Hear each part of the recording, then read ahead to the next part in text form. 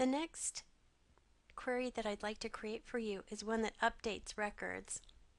Let me show you our student data again so you can sort of remember what we're keeping track of. Do you remember that there's a financial aid field? And some people have financial aid, no, not eligible as their data. Well, I'm going to create an update query that instead of going into the table and changing all the no's to yeses, I'm going to say that suddenly everyone in my whole college is eligible for financial aid, and I want to update all the data in those records to say yes. So here's how you do that. I'm going to start from scratch even though I could copy my data or my query. I'm just going to add the students table.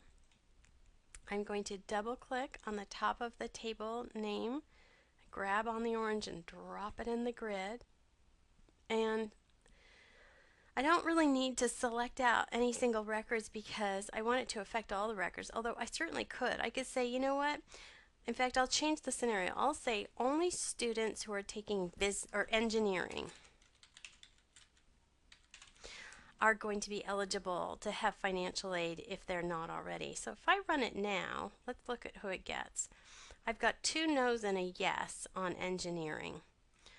And so now I want to update only engineering students to have a yes for financial aid. Well, I'm going to click an update query. That's the thing that turns this from a select query into an update query.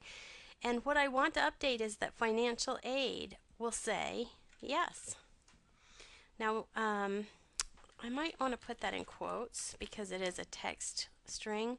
And so now I'm going to run it. It's going to affect 3 records. Now, the truth is that one's changing from yes to yes, but it's still affecting the row, so that's fine.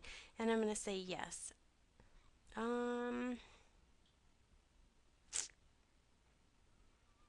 Okay, it did not like my quotes, so I'm going to just put a yes. Okay, so now I'm going to, whoops, I already did that. So I'm going to view the data now and notice that it's changed all the financial aid data to yes. Okay, that is how you update it. Now, the other thing you might notice is when you create an update query, it actually doesn't care what other fields you have in the grid and design view. When you run it and you look at datasheet view, it's only showing you the results of the fields that you updated. So you can see that I still have those other things there, and I want them there, especially because I had to use major for engineering criteria, but it doesn't show that in datasheet view.